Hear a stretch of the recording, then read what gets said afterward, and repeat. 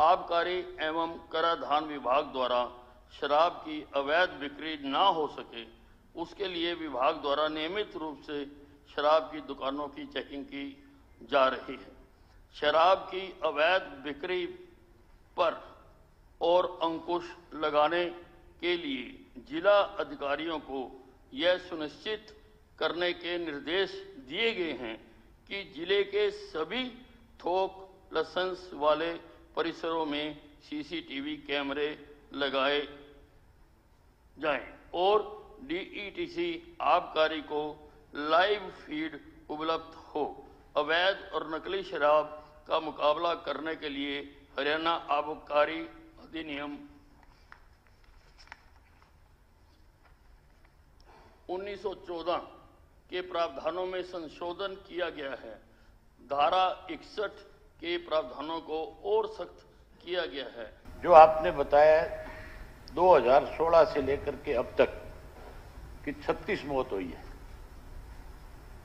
आपकी अपनी सरकार ने लोकसभा के अंदर अभी इस 22 जुलाई को इसको लेकर के एक अनस्टार्ट क्वेश्चन लगा था, जिसमें एक मेंबर पार्लियामेंट ने लोकसभा में ये पूछा था कि पूरे देश के अंदर अवैध शराब पीने की वजह से किस किस राज्य में कितने कितने लोगों की मौत हुई है।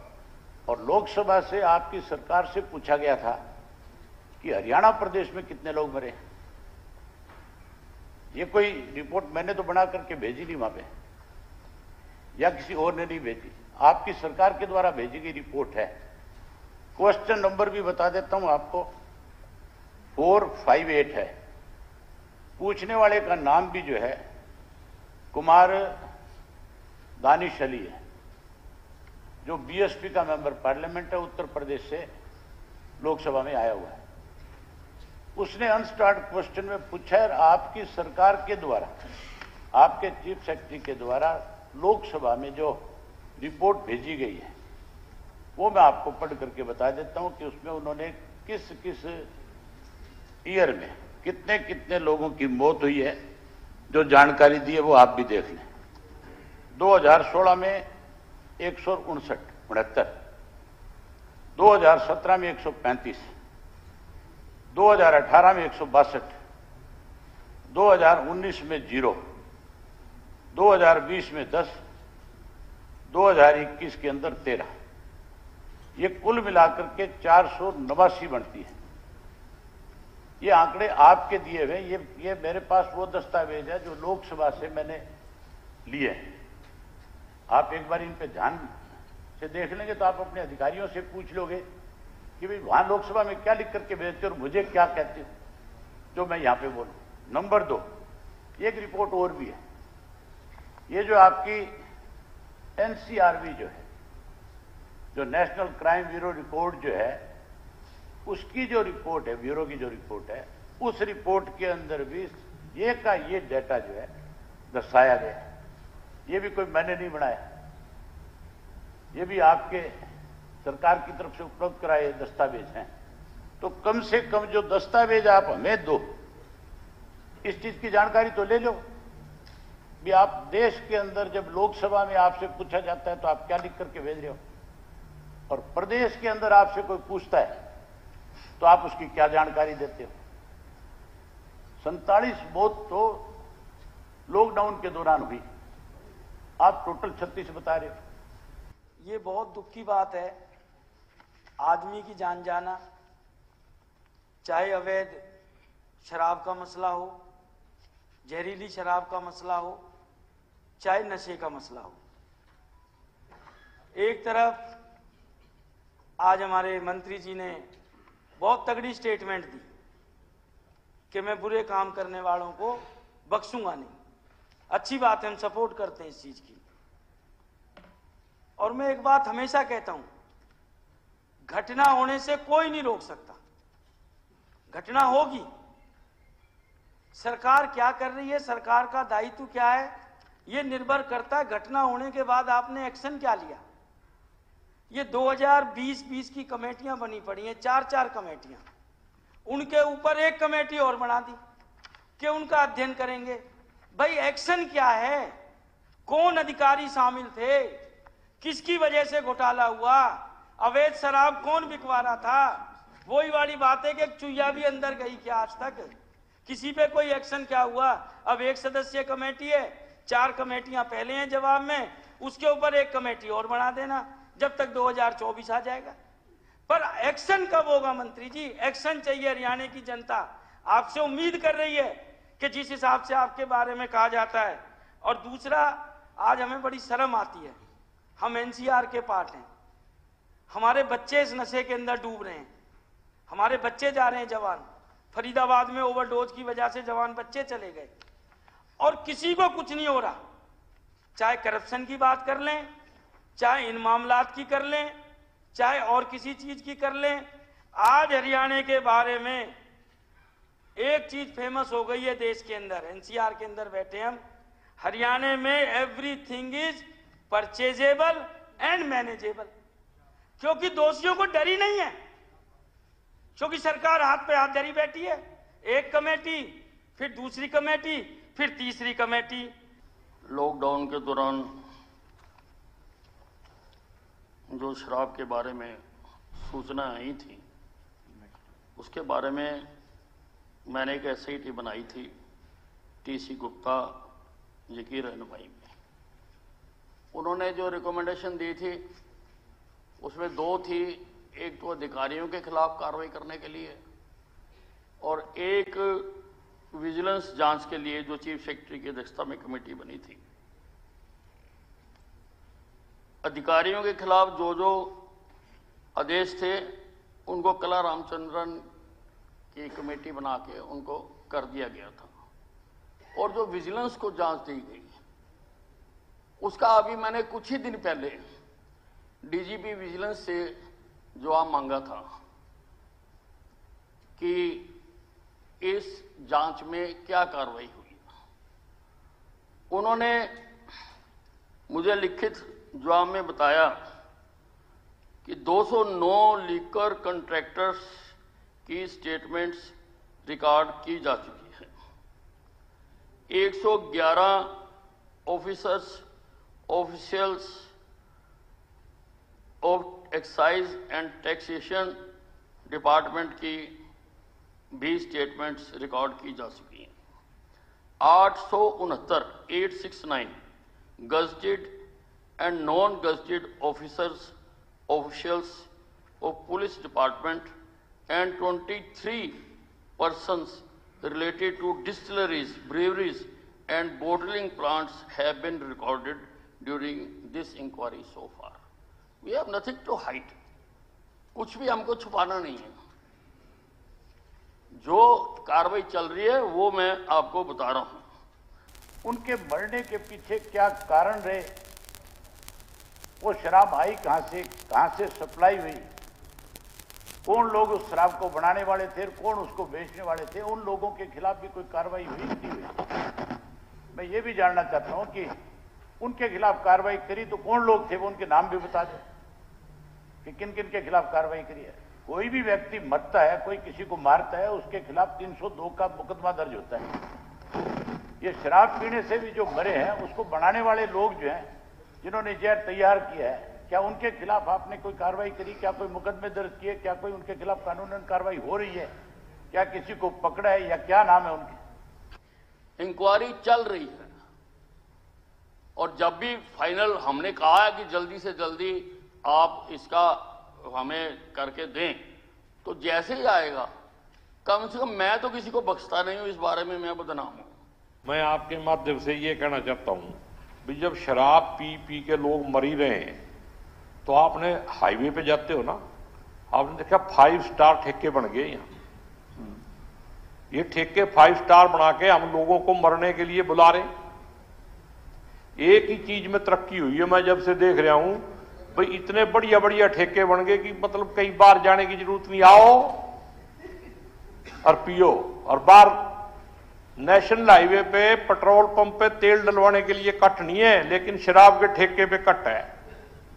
स्थानीय आवश्यकता आधारित बुनियादी ढांचा बनाने और विकास में क्षेत्रीय असंतुलन को दूर करने के लिए हरियाणा सरकार द्वारा प्रदेश में अब तक स्थानीय सांसद क्षेत्र विकास निधि एमपीलैड्स का राज्य संस्करण नहीं बनाया गया है। विधायक के निर्वाचन क्षेत्र में जब जन समुदाय के लोग अपनी अपनी समस्याओं को लेकर विकास कार्य करवाने बारे मिलते हैं, तब उनकी समस्याओं के शीघ्र निस्तारण के लिए विधायकों के पास उनके इन कार्य को पूरा कराने के लिए अलग से राशि का प्रावधान नहीं होता है, जिसकी वजह से विधायकों को जनता के समक्ष असहजता का सामना करना पड़ता है। अतः विधायकों द्वारा स्थानीय रूप से महसूस की गई जरूरतों को पूरा करने के लिए एवं टिकाऊ सामुदायिक संपत्तियों के निर्माण पर जोर देने के साथ साथ विकास प्रदत्त कार्यों की सिफारिश करने में सक्षम बनाने के लिए वर्तमान में प्रदेश में इस उद्देश्य की पूर्ति हेतु किसी फंड के गठन किए जाने का अनुरोध करते हैं। पौधे मैं तो एक ही बात कह रहा हूं, आप सीधा एक जवाब दो, एमएलए डेवलपमेंट फंड दोगे या नहीं दोगे? वो जो आप बता रहे हो तो अलग चीज है। एमएलए डेवलपमेंट फंड नहीं है, जिस तरह एमपी डेवलपमेंट फंड है वो नहीं है। इसमें बहुत अंतर है, देना न देना वो आपकी मर्जी है। अध्यक्ष महोदय, किसको देना किसको लेना इस बहस में हम लगे रहते हैं। आखिर हमारा उद्देश्य क्या है? हमारा उद्देश्य है कि अपने क्षेत्र के अंदर हम ज्यादा ज्यादा विकास के कार्य करा सकें, और जब ज्यादा ज्यादा विकास के कार्य करा सकते हैं तो किसी एक योजना में होता है दूसरे में नहीं होता, ऐसा नहीं है। हमने अलग अलग जितनी भी योजनाएं दी हैं, मेरे मित्र कह रहे थे कि वैगी तो हर प्रदेश में है। मैं पहले जानकारी इनसे लेना चाहूंगा कि किस किस प्रदेश में वैगी है, जरा मुझे जानकारी दे दें कि विधायक आदर्श विधायक रहा। मैं और जानकारी भी ले दूंगा, और सर साथ में एमएलए लैड भी है। हाँ, वो तो एमपी लैड तो राज्य, मैं एमएलए लैड की नहीं बात कर रहा, मैं बात कर रहा हूँ। उन्होंने कहा कि वैगी, मैं अभी बात कर रहा हूँ वैगी जो है सब प्रदेशों में या जिन प्रदेशों में है, एक जानकारी ये देते। एक बात। दूसरा, हमने हर बार सेशन के प्रारंभ में, चाहे वो पिछला 2014 में हमारी सरकार बनी तब, और चाहे 2019 में सरकार बनी तब, 5-5 करोड़ रुपए सभी विधायकों को दिए। मुझे नहीं लगता कोई प्रदेश। पहली बात तो ये 5 करोड़ रुपए का जो विकास के काम है केवल पंचायत डेवलपमेंट के विभाग के थे, ये कभी घोषणा नहीं हुई। 5 करोड़ रुपए के आप जो काम लिख के दे देंगे, उसमें फिर एजुकेशन का भी हो सकता है, उसमें हेल्थ का भी, पंचायत का भी, विकास का भी, सभी हो सकते हैं। जो आप प्रायोरिटी के 5 करोड़ के काम लिख के देंगे वो काम पूरे कराएंगे। 67 के बाद जिनके कम हुए हैं, बहुत कम हुए हैं, उनकी भी मैं जानकारी दे देता हूं, ताकि वो विधायक अभी मिल करके, और ये तो काम अपने दे दें, नहीं तो मैं पता कर दूंगा काम आए हैं तो उनको कब सैंक्शन हो जाएगी वो बता दूंगा। लेकिन जिनके बहुत कम हुए हैं, मैं नीचे से शुरू करता हूं। दादरी है, बेरी है, गढ़ी सांपला है, आदमपुर है, कलानौर है, रेवाड़ी है, एलनाबाद है, डबवाड़ी है, कालावाली है, इसराना है। ये लास्ट 10 मैंने पढ़े हैं। तो इसका मतलब इन विधायकों को अपने काम क्यों नहीं पूरे हो पा रहे हैं, इसका मैं भी जानकारी ले लूंगा कि इन्होंने दिए नहीं हैं या डिपार्टमेंट में कोई दिक्कत है। अब मैंने आपको स्पष्ट बताया, जिन विधानसभाओं के नाम लिए हैं उसमें सारे मैंने बताए हैं। अगर नहीं हुए तो डिपार्टमेंट से जानकारी लेंगे, मैं भी जानकारी लेके बताऊंगा आपको। सभी 90 विधायकों को इंक्लूडिंग करनाल, सबको अब एक लिस्ट भेजी जाएगी कि आपके 5 करोड़ के ये काम हुए या ये काम अभी नहीं हुए हैं, और आगे पैसा पहुंचा, आगे डिपार्टमेंट में कहीं फंसा होगा तो उसका जो भी उसका कोई सर्टिफिकेट वहां से आना होगा, कंप्लीशन सर्टिफिकेट, उसकी भी जानकारी ले दी जाएगी कि इतने कंप्लीट हुए हैं, इतने प्रोग्रेस में हैं, या इतने एडमिनिस्ट्रेटिव अप्रूवल पर हैं। ये चूंकि काम किसी एक विभाग से नहीं होते, जितना काम आप देते हैं उन विभागों को भेजे जाते हैं। चलिए विषय आगे बढ़ते हैं। जहां तक ये कह रहे हैं कि जब भारत जोड़ो यात्रा थी उस वक्त बिजली चली गई थी। मैं बता रहा हूँ जी, उस वक्त ये हुआ अध्यक्ष महोदय कि बादस गांव में वहाँ बिजली का ये जाने बहुत क्रॉस लाइन है।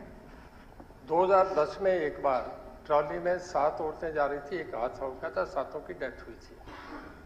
इस करके कभी भी कोई पब्लिक मीटिंग होती है, वहाँ भी देखते हैं कि जब बहुत लाइन आपस में क्रॉस करती है तो वहाँ परमिशन नहीं देते।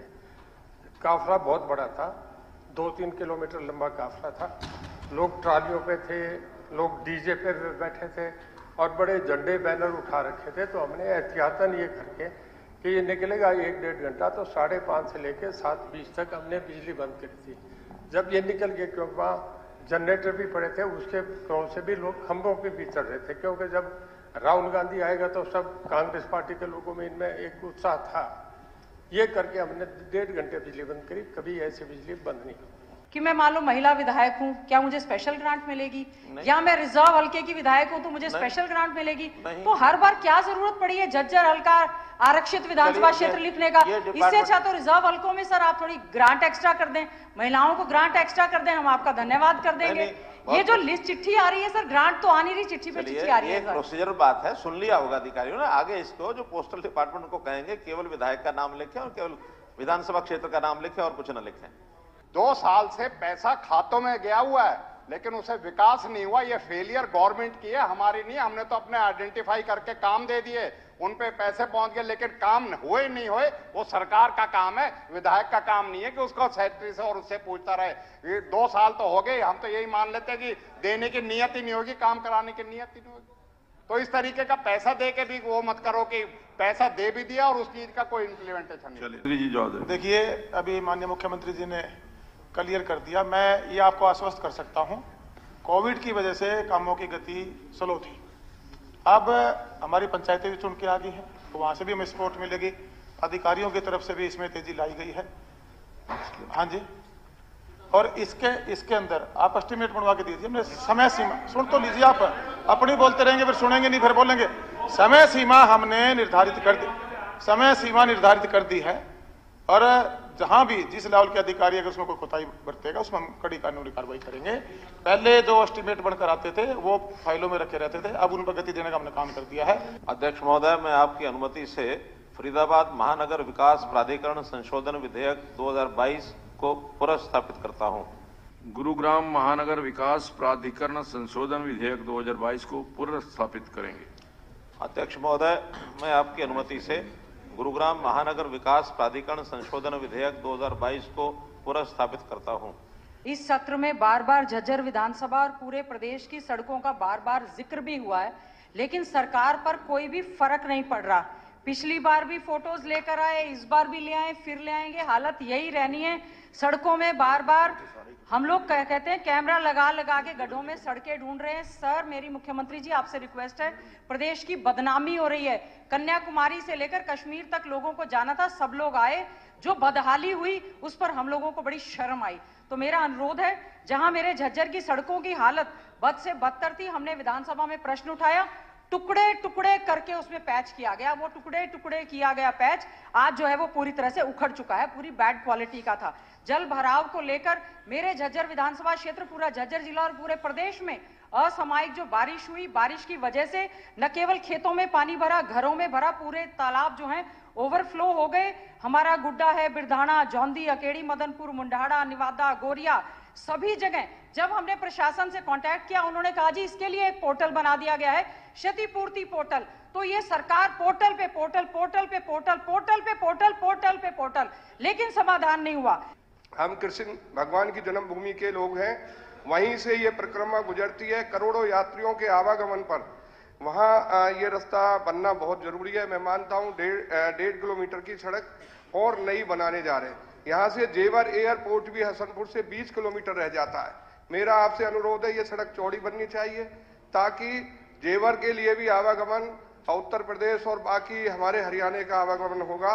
और ये ब्रज 84 कोस की परिक्रमा बहुत महत्वपूर्ण परिक्रमा, पूरे इलाके का इस पर नजर है। मेरे से बार बार लोग कहते हैं कि इस परिक्रमा का उद्धार कराइए। मेरा आपसे अनुरोध है माननीय डिप्टी सीएम साहब, माननीय मुख्यमंत्री महोदय जी, ये परिक्रमा बहुत सुंदर बनाई जानी चाहिए। अध्यक्ष महोदय, माननीय सदस्य ने कहा कि 31 किलोमीटर हरियाणा में, करेक्ट करूंगा, 36 किलोमीटर ये मार्ग हरियाणा में पड़ता है, जिसके अंदर से लगभग 6.25 किलोमीटर पुनाड़ा कॉन्स्टिट्यूंसी के अंदर और बचा हुआ 31.6 किलोमीटर होडल के अंदर पड़ता है। हमारे पास अभी 1.5 किलोमीटर का राइट ऑफ वे और सड़क का रास्ता नहीं है, जिसको हमने ई भूमि पर डाला हुआ है। और माननीय सदस्य से आग्रह करूंगा कि आप भी थोड़ा प्रयास कर जो लोग वहाँ पर जमीन देना चाहते हैं इस पूरे मार्ग के कंप्लीशन के अंदर, उनसे सहयोग मांगकर इसको कंप्लीट कराएं। जहाँ यमुना नदी के ब्रिज की कंप्लीशन की बात है, ऑलरेडी यूपी सरकार से 2 बार सीएम साहब के लेवल पर भी ऑलरेडी चर्चा हो चुकी है और यूपी ब्रिज कॉरपोरेशन ने लैंड एक्विजिशन का प्रोसेस शुरू कर दिया और मुझे उम्मीद है कि जल्द जो ब्रिज का काम है वो भी कंप्लीट हो जाएगा और आपकी जो एक परिक्रमा है इसको यूपी और हरियाणा सरकार मिलकर पूरी कंप्लीट कर पाएगी। नहीं, मैं ये पूछ रहा हूं कि अगर कोई एक व्यक्ति गलत है घर में और उसके घर के 10 सदस्य दूसरे हैं उस घर में रह रहे हैं, तो क्या आप उन 10 को भी साथ के साथ उजाड़ दोगे? आप हाँ या ना में जवाब दियो। अभी देंगे मंत्री जी बताओ ना, तोड़ दोगे क्या? आप बैठे बैठे गर्दन नहीं रहा रहे हो, कह रहे तोड़ देंगे। मतलब आप इतना तानाशाह तरीका अपनाओगे? अबे जी, कोई एक आदमी गलत है, एक मिनट अबे जी, आप अपने वर्ड्स को ठीक तरीके से बोलिए। बिल्कुल ठीक बोल रहा हूँ। नहीं, गलत नहीं, कोई गलत नहीं बोला है। नहीं गलत बोला आपने, एकदम सही बोला है। क्या बोला है कि गर्दन हिला रहे हैं? हाँ बिल्कुल, मेरे सामने बैठे बैठे हिला रहे हैं। नहीं ऐसे नहीं, आप बिल्कुल कह रहे हैं हाँ तोड़ देंगे क्या? आप सप्लीमेंट्री तोड़ देंगे क्या? सप्लीमेंट्री आप पूछिए। देखो इसमें अभी आप निकाल के देख लो मुख्यमंत्री जी का जो आप कोई नहीं देख लेंगे, आप अपना एक्शन क्या है वो देख लो ना आप। सप्लीमेंट्री पूछिए। अब मैं सप्लीमेंट्री पूछ रहा था, लेकिन मुख्यमंत्री का एक्शन जो था मैं वो बता रहा हूं कि मुख्यमंत्री कहते हैं कि एक गलत है तो नो ठीक है, तो नो को भी साथ रगड़ देंगे हम, उनको भी नहीं छोड़ेंगे। मैं जवाब देता हूं। देखिए, दोषी कौन है और उस दोष की भागीदारी कौन बाद में बनता है, ये कानून सम्मत बात है। एक व्यक्ति अवैध तरीके से कोई अपनी कमाई करता है, उस कमाई में 10 लोगों को शामिल करता है और उसके अंदर अगर कोई उसी कमाई के कारण से उसकी संपत्ति बनती है, उस दोष के कारण से अगर वो किसी और के नाम भी कर देता है, किसी की सहभागिता भी हो जाती है, तो बराबर के दोषी होंगे। और वो संपत्ति अगर उसकी कमाई से बनी हुई है, कानून सिद्ध बात है, उसको तोड़ने में फिर 10 लोगों का और भी साथ होगा, हमें कोई एतराज नहीं है, कोई उसमें आपत्ति नहीं है। पहले समाज के अंदर ये वातावरण बनाना पड़ेगा कि अपराधी कोई घोर अपराधी है, उसके परिवार के लोग भी अगर उसको साथ छोड़ना शुरू करेंगे तभी अपराध के ऊपर कंट्रोल होगा, वरना अगर साथ देने वाले अपराधियों का साथ देंगे, उनको हमको साथ लपेटना पड़ेगा। ये कानून सिद्ध बात है, कोई वकील आके बता दे। स्पीकर सर, मुख्यमंत्री जी ने फिर वही बात दोहराई है। आप सेकंड सप्लीमेंट्री है, आपकी सेकंड सप्लीमेंट्री पूछे तो राय नहीं है। कोई यहाँ लेक्चरबाजी नहीं करनी, भाषण नहीं करना, सिर्फ सप्लीमेंट्री पूछनी है किसी का। सप्लीमेंट्री पूछनी है, मैं भी भाषण सुनने नहीं आया। आप नहीं सुनने आए तो बाहर जा सकते हैं। मेरा क्वेश्चन का नहीं सुनने आया हूँ, दे दिया क्वेश्चन का, नहीं आया किसी का। आप सप्लीमेंट्री पूछिए। मेरी सप्लीमेंट्री का जवाब चाहिए। मैंने ये पूछा था हाउस के अंदर कि किसी एक व्यक्ति ने गलत काम किया और उसके घर के लोगों ने उसको बेदखल कर दिया, क्या उस परिवार का मकान आपकी सरकार तोड़ेगी जिसको बेदखल कर रखा है? क्या उसका मकान भी आप जाकर के तोड़ दोगे? देखिए, अगर ऐसी कोई घटना आपके पास है, सरकार के ध्यान में लाइए। आप ये मेरा काम नहीं है, सरकार का काम है। हाँ, तो सरकार जो कर रही है, उन्होंने कहा कि हम ठीक कर रहे हैं। सरकार ने जवाब दे दिया आपको। किसी की बात सुन नहीं रहे हो, सरकार ने आपको जवाब दे दिया। सरकार की कमी है। ठीक है, ऐसे बहुत सी शिकायतें हैं जिनके ऊपर लोगों के बने बनाए मकान, जिनका उस तस्करी से कोई संबंध नहीं है, कोई डिटेल है तो आप तोड़ दिए गए। कोई आपके पास डिटेल है क्या? मैं आपको एक चीज कोई आपके पास डिटेल? अबे जी, आप मेरी बात तो सुन ले। मैंने कोई डिटेल है क्या? डिटेल ही बता रहा हूँ। हाँ बताओ, डिटेल दे दो। आप अपने आप लिख करके दो। से पूछे, मैंने आपके एसपी सरसा के पास गंगा गांव के एक आदमी के मकान को तोड़ने का नोटिस दे दिया। मेरे पास पूरे गांव के लोग इकट्ठे होकर के आए, उन्होंने आकर के कहा कि ये मकान जिस आदमी का है, ये आदमी आज तक कभी इसके खिलाफ कोई एफआईआर नहीं है, कभी ये नशे के मामले में सम्मिलित नहीं है, मेरे पड़ोस का गांव है। मैंने एसपी को टेलीफोन करके ये बात कही कि एसपी साहब, आप पहले इसकी जानकारी ले लें, फिर ये नोटिस जो है इस पर कार्रवाई करें। एसपी ने बाकायदा तौर पे उस नोटिस के ऊपर पता कराया। मैंने जो व्यक्ति जिसका मकान था, मैंने उसको कहा, भाई कोई तेरा मकान का सबूत तेरे पास है? वो कहने लगा, मेरे पास मेरी फर्द है, इसकी जो है गिरदावरी है। तो मैं बोले, कागज लेकर के तू एसपी के पास चला जा और जाकर के एसपी को दिखा दे। पूरी पंचायत जाकर के एसपी को सारे कागजात ले जाकर के दिखा करके आई। उसके बावजूद जो है उसका मकान तोड़ दिया गया। केवल प्रशासन के दबाव में नहीं, ये दबाव जो है आपके ऊपर के जो मंत्री बैठे उनके दबाव की वजह से तोड़ दिया बेचारे का। देखिए, मैं अगर पूछना चाह रहा था कोई आपके पास आप ऐसा उल्टा लेके उस बात एक को। मिनट जरा, आपको अगर आप आपके इसका पास मतलब ये थोड़े है कि आप मंत्री का अगर पद पे बैठे हो, एक मिनट सुनिए, आप सरकार के अंदर सत्ता अभय में जी, आज बैठे हो, आप अपनी not to be recorded, not to be recorded, not to be recorded. अभी माननीय सदस्यगण, नहीं अभी अभी समय समय समय समय समाप्त हो गया, कोई बात नहीं। मैं आप और जो एक जिले से दूसरे जिले को जोड़ने को जो रास्ता है वो पूरी तरह बंद है। पिछले 3 सालों से बाईपास ये कहे कि 6-7 गांव से घूमकर तब जाया जा रहा है। गुरुग्राम मानेसर में आज जमीन की आबादी चाहे उद्योग के लिए हो चाहे रहने के लिए हो बहुत ज्यादा महंगी हो गई है। वहां लोगों को चाहे मध्यम वर्गीय यहाँ तक कि कोई विधायक भाई भी लेना चाहे तो वो भी नहीं ले सकते। तो मेरा अनुरोध है कि बिलासपुर सिद्धरावली के नजदीक एक आवासीय और औद्योगिक मास्टर प्लान बना दिया जाए ताकि पटौदी के मास्टर प्लान को भी रिवाइज किया जाए और पटौदी के अंदर जो CHC है उसके अंदर ICU और वेंटिलेशन करा दिया की सुविधा दी जाए। मेरा आपसे अनुरोध है माननीय स्पीकर महोदय कि अभी भाई जगदीश नायर जी हमारे विधायक मान कि होडल से कुलाना जो रोड है उसको 4 लाइन बनाया जाए और पटौदी के अंदर एलिवेटेड फ्लाईओवर का निर्माण किया जाए क्योंकि बहुत ज्यादा कैजुअलिटी आए दिन वहां होती रहती है। मैं ध्यान दिलाना चाहता हूं कि मेरे विधानसभा हलके में गुरु गोविंद सिंह जी का ननिहाल है। माता गुजरी लखनौर साहब से वहां से रहने वाली थी और आदरणीय मुख्यमंत्री जी ने लुबास के नाते एक VLDA कॉलेज माता गुजर कौर जी के नाम के ऊपर स्थापित करने का एक अनाउंसमेंट की थी, उसके ऊपर काम चल रहा है।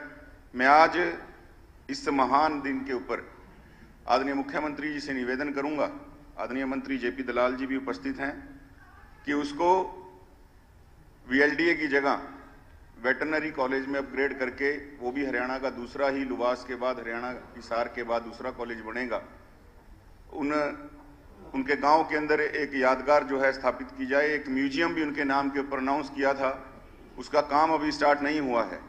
तो मेरा निवेदन है कि ये दोनों ऐसी मांगे हैं जिसके लिए आदरणीय मुख्यमंत्री जी और मंत्री जी जरूर संज्ञान लेंगे।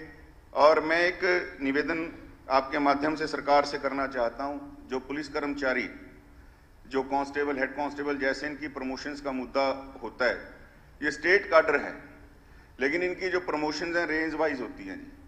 और अब हमारे जो रेंज के जिस तरह जिले हैं, जिस तरह अम्बाड़ा जिला का जो कांस्टेबल, हेड कांस्टेबल है, वो इतना पिछड़ गया प्रमोशन में, जो उसके साथी गुरुग्राम से या पंचकूला से हैं वो इस समय SI बन चुके हैं और वो हेड कांस्टेबल तक रुके हुए हैं। मेरा एक निवेदन है, अगर स्टेट काडर है तो इनकी प्रमोशन भी जो है स्टेट के हिसाब से होनी चाहिए, इनमें बराबरी आनी चाहिए। गुरु गोविंद के बच्चे उम्र में थे अगर कच्चे, मगर थे सिंह के